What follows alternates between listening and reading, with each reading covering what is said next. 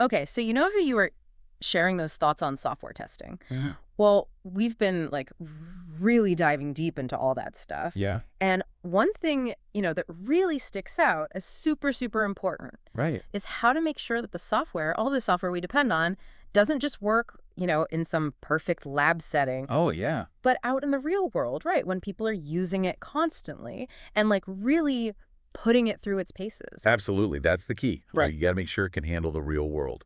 And that's precisely what we're diving into today. Stability testing. Stability testing. Okay. So, based on everything you sent over, Right. it's all about figuring out, can a piece of software, can an application Right. keep working, keep functioning properly Right. for a long time, and not just when a couple of people are using it, but when it's under heavy use. So it's like less of a quick check, more of a marathon. Right. Exactly. Think of it as an endurance test for your software. Does it hold up under pressure? Fascinating. Okay, so what's the plan for today's deep dive then? Well, I think the big question we need to answer is why? Why does this stability testing even matter? Yeah, good point. Especially for those real-world applications, right? Right, right. It's one thing for something to work in a controlled environment, but how does it behave when it's out there in the wild? Exactly, yeah, because that's where it actually has to perform. And your sources, they emphasize this. Yeah. Stability testing gives you that crucial insight into how a system is going to behave when it's being used day in and day out. Uh-huh. Under real conditions. Exactly. By lots of users for long stretches of time. Okay, so not just can it do what it's supposed to do, Right. but can it keep doing it reliably for a long time? Exactly. Okay. And the sources, they also mention like a bunch of benefits. Oh, yeah, tons. Things that it gives you confidence, right? If you know your system has passed these tests. Right, right. Confidence in its stability. Exactly. And also it shows that your application, it can handle those big jobs. The large-scale operations, absolutely. Yeah. Plus you can like monitor its performance over time, right? Track its efficiency. See how it's holding up. And maybe most importantly, you can see how it performs when it's really under stress. Right. When you push it to its limits, you've got to know how it's going to behave under pressure. I bet everyone listening has had that experience where an app crashes at the worst possible moment. Oh, tell me about it. Or a website just freezes up when you're trying to buy something online. Happens all the time. Right. Yeah. It's incredibly frustrating. And that's why stability testing is so important. Absolutely. Because at the end of the day, we all just want the things we rely on to work. To just work reliably. Okay, so let's flip the script for a second. Okay. What happens if we don't do this kind of testing? Right. What are the risks? Ooh, that's where things can get a little dicey. Your sources, they outline some pretty significant potential problems. Such as? Well, for starters, you got the slowdowns. Yeah, the dreaded spinning wheel of death. Exactly. Yeah. Your system, it just starts to get sluggish over time. Frustrating for everyone involved. Ugh, yeah. Then you can have core functions just stop working the way they're supposed to. Oh, no. Out of the blue. You're cruising along, and then boom, something breaks. Talk about a major headache. And then there's this thing they call wired behavior. Wired behavior. Yeah, not quite sure what that means exactly, but it sounds pretty ominous, doesn't it? It does not sound good. Like the software has developed a mind of its own. Right, like it's possessed or something. And then, of course, the worst case scenario, the system just crashes completely. Total system failure. Game over. Yeah. So yeah, skipping stability testing is definitely not worth the risk. I mean, just imagine, you've got a business, you're relying on a specific application, and it starts acting all weird because it wasn't tested properly. Oh, yeah. What's that going to do to your productivity? Your revenue? Not to mention your reputation. People are going to lose trust in you. Absolutely. It's like, imagine building a bridge, right? You wouldn't just build it and hope for the best, would you? I mean, I wouldn't? You'd want to make sure it can handle the weight of all those cars and trucks, especially during rush hour. Yeah, you'd want to stress test that bridge. Exactly. And software is no different. Okay, that's a great analogy. So it's especially important for applications with a lot of users, right? Wow. Or things that need to run all the time without stopping. 204/7 operations. Think about a financial trading platform. Oh, yeah, high stakes. Or a social media network during a major event. Right, when everyone's online. If those systems aren't tested thoroughly for stability, under heavy load. Could be disastrous.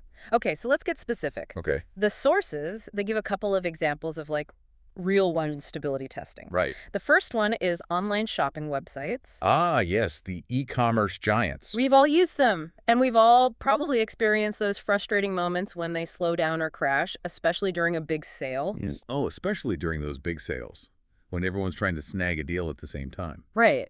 So stability testing for these sites, it's all about simulating those peak traffic scenarios. Exactly. They want to see how the website behaves when tons of users are all trying to do the same thing at the same time. So they're like testing to see if the website can handle all those people adding items to their carts, placing orders. Processing payments. Right, and all those page loads. Because if those pages don't load quickly enough, People are going to give up. they'll go somewhere else. So they're basically recreating that Black Friday frenzy in a digital environment. It's like a virtual stampede. Yeah. And what's really interesting is that sometimes the failures aren't as obvious as a complete system crash. Oh, really? Sometimes it's more subtle, like the inventory count might get messed up. Oh, wow. So a customer might think they're buying something that's actually out of stock, Oh, that's so frustrating. or the order data might get corrupted. So people's orders get lost or messed up. Exactly. And these kinds of problems, they might not show up in regular testing. Right, because they only happen when the system's under a lot of stress. Exactly. So stability testing is crucial for catching those issues. Okay, that's fascinating. So it's not just about preventing the big crashes, it's about making sure the data stays accurate and everything runs smoothly, even when it's busy. Precisely. And the other example they give is CPU stress testing. CPU stress testing, okay. So this is more about focusing on the hardware, specifically the processor. Okay. They basically push the CPU to its limits, make it work really hard, and then they see if it can maintain stable performance. Well, even at the hardware level, stability is super important. Absolutely. Because if your processor can't handle the heat, the whole system is going to suffer. Okay, so we've talked about why stability testing is important, and we've seen some examples of what it looks like in practice. Right. But let's get into the nitty-gritty. How do they actually do it? What are the steps involved in running these stability tests? Well, from what your sources describe, it seems like a pretty methodical process. Okay. It starts with defining the scope. Scope. Yeah, what exactly are they testing? What are they trying to achieve? Okay. Like, one objective might be to make sure the servers don't crash over a certain period of time. Makes sense. Then they look at it from a business perspective. Oh, interesting. Yeah, they want to make sure the system can handle the load from a user's point of view. Right, because it doesn't matter if the servers are running fine, if the users are having a terrible experience. Exactly. And then they have to assign roles and responsibilities. Okay. Who's planning the tests? Who's designing the scenarios? Who's running them? Right. And, of course, they need the right tools. Specialized software, I'm guessing? Exactly. Yeah. And Right. people who know how to use those tools. Right. So it's a whole team effort. Absolutely. Okay. And then there's the question of resources. Resources. Like, how much CPU and memory are these tests going to use up? Ah, right. Can the system handle that? So it's like a test within a test. Kind of, yeah. And finally, they need a way to track any problems that come up. Like bugs or glitches. Exactly.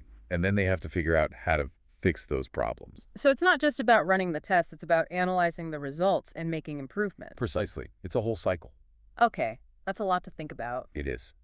But it's all essential for ensuring stability. And speaking of ensuring stability, what are they actually measuring? Oh, yeah, good point. What are the key indicators? Yeah, how do they know if the system's actually stable under load? Well, there are a few key metrics that they keep a close eye on. Like what?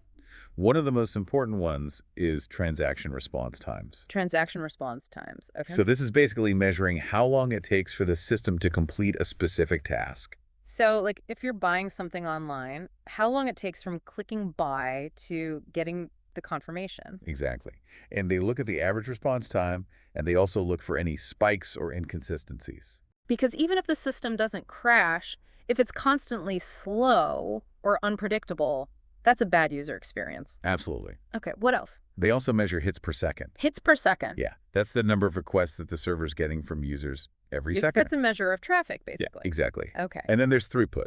Throughput. That's how much data the users are receiving from the server. So it's a measure of how efficiently the system is handling the load. Exactly. Okay. And they also look at transactions per second.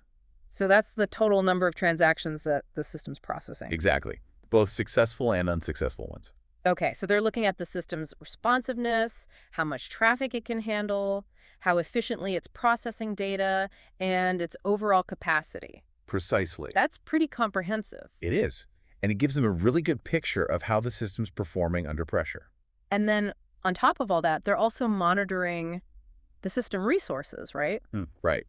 They're keeping track of things like CPU utilization, memory utilization, and disk utilization. To make sure the system isn't being overloaded. Exactly. Because if the CPU is constantly running at 100%, for example, That's not sustainable. right, it's like pushing a car engine to its limits for hours on end. Something's going to give eventually. Okay, so we've talked about stability testing in quite a bit of detail. We have. But you mentioned earlier that it's actually part of a bigger category called performance testing. Right. Can you explain how those two relate to each other? Sure. So performance testing is the umbrella term. Okay. It's about evaluating all aspects of a system's performance. Okay. How fast it is, how reliable it is, how well it scales. Okay. And stability testing is just one specific type of performance testing. Gotcha. It focuses specifically on the system's ability to maintain consistent performance over time. Right. Under heavy load. Exactly. And the sources also mention a few other types of performance testing. Oh, like what? Well, there's stress testing. Stress testing That's where they deliberately push the system beyond its limits. to see where it breaks. Exactly.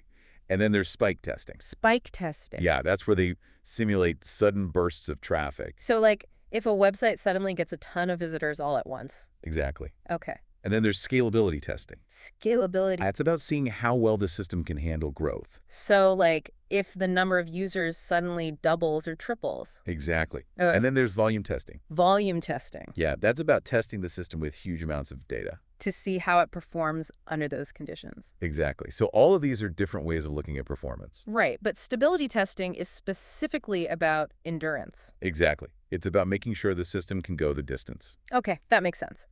And to do all of this testing, they use specialized software tools, right? Right. Your sources mention a bunch of them. WebLoad, LoadRunner, Apache JMeter. Okay, so they have these whole suites of tools to simulate users, generate traffic, and monitor performance. Exactly. It's a whole science. It is. And it's crucial for building software that we can rely on. So to wrap things up, what are the key takeaways here for our listeners? Well, I think the main message is that stability testing is absolutely essential. Yeah. It's not just a nice to have, it's a must have. If you want to build software that people can actually use and trust. Exactly. Because nobody wants to deal with crashes, slowdowns, or data corruption. Right, especially not when they're relying on that software for important things. Exactly. And to achieve that stability, you need careful planning, the right tools, and a dedicated team. Right. It's an investment, but it's one that pays off in the long run. Okay, so stability testing. It's about understanding your software's limits before they become a problem for your users. Exactly. It's about building software that can go the distance. Absolutely. And when you think about it, it's pretty amazing, right? All this testing is going on behind the scenes all the time Yeah. For all the apps and services we use every day to keep things running smoothly. to prevent digital chaos. It's pretty impressive when you think about it. It is. It makes you appreciate the complexity of the digital world Absolutely. and all the work that goes into making it work. For sure. Okay, that's all the time we have for today. Thanks for having me. Thanks for joining us. And to all our listeners out there, stay curious and keep exploring the fascinating world of software development.